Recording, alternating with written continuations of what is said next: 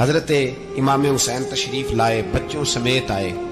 حور بن یزید ایک شخص تھا، حور بن یزید، ہاتھ ہو، صحرا کا علاقہ ہو، تپتی ہوئی ریت ہو، اتنے کٹھن اور سخت حالات، چاروں جانب موت ہی موت، دور دور تک اپنوں کا نام و نشان کوئی نہیں، اور اکیلے فیصلہ کرنے والے امام حسین، باقی سارے بچے ہیں یا عورتیں، سارے بڑے اکیلے۔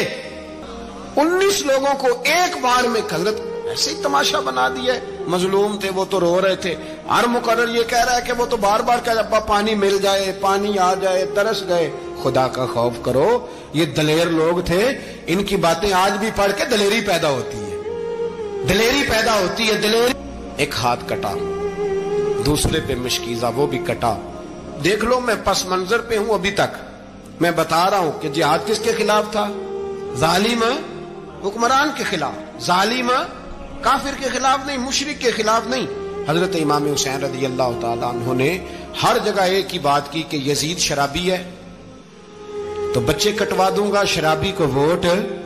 یہ ایک نہیں، ہر کتاب میں یہی لکھا، ہر کتاب میں، اور ہر مسلک کی کتاب۔ یزید چونکہ مجرے دیکھتا ہے، رنڈیوں کا ناچ دیکھتا ہے، بچے کٹوا دوں گا، اس کے ہاتھ میں ہاتھ۔ امام حسین نے فرمایا چونکہ اللہ کی حدوں کو توڑتا ہے، حقوق اللہ پامال کرتا ہے، حدود اللہ، بچے کٹوا دوں گا لیکن اس کے ہاتھ میں ہاتھ۔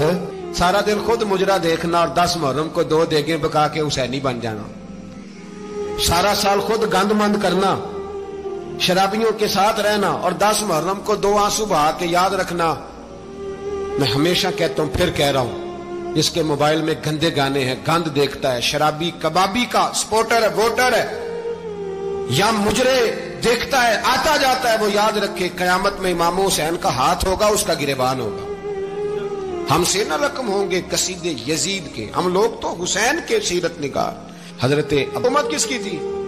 تو پھر یزید نے عبید اللہ ابن زیاد کو سزا کیوں نہیں دی، بلکہ ایک جگہ 2 گورنریاں دی؟ ہمارا کسی بندے سے جائیداد کا رٹا نہیں، ہم تو چاہتے ہیں امت اکٹھی ہو جائے، لیکن جو بندہ نبی پاک کی ماں کو دوزخی کہے، حضور کے باپ کو جہنمی کہے، یزید کو امیر المومنین کہے، اس کے ساتھ اتفاق رائے کر لیا جائے، یہ مذہب ہماری سمجھ میں نہیں آتا، بالکل نہیں آتا، قطعاً نہیں ہماری سمجھ میں آتا۔ کیسے اتحاد کر لیا جائے؟ یہاں تو میرے بھائی جو ہمارے ابا کا مخالف ہو، اس سے اتحاد نہیں ہوتا، اور جو نبی پاک کے والد کو دوزخی کہے، اس سے اتحاد ہو جائے۔ کہتے ہیں جی وہ جی اتنی فرقہ واریت ہو گئی، ہم کس مسجد میں جائیں؟ 60 پارٹیاں پاکستان میں رجسٹرڈ ہیں جو الیکشن لڑتی ہیں، کبھی کسی بندے کو ٹینشن نہیں ہوئی کہ کس کے پاس جائیں کس کے پاس نہ جائیں، کبھی نہیں کو بولا کہ اب وہ بھی کھڑا ہو گیا، وہ بھی، کوئی ٹینشن نہیں۔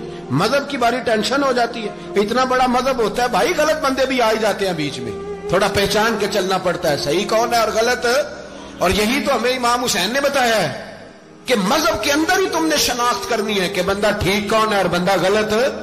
یہی تو کربلا ہے، یہی تو امام حسین نے بتایا، کفر اسلام نہیں، حق اور باطل۔ تو سمجھیے، درس یہ ہے، پیغام یہ ہے، پیغام یہ ہے، یاد رکھو موت تیزی سے آ رہی ہے، ہمارے ساتھ والے دائیں بائیں والے سب چلے گئے، اسی طرح نمبر لگے گا، ایک دن اعلان ہوگا۔ ضمیر کے قیدی بن کے زندگی نہ گزارو، بالکل نہ گزارو، یہ تھوڑی سی زندگی ہے، دنیا سجن المومن۔